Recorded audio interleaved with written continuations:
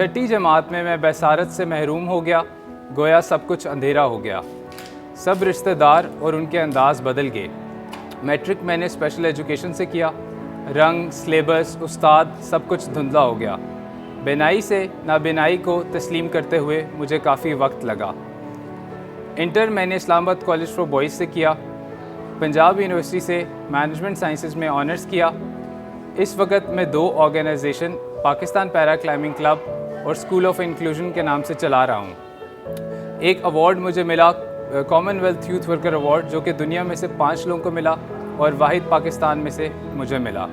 मेरा नाम सुलेमान अरशद है, ताल्लुक़ इस्लामाबाद से, और मैं हूँ चैम्पियन।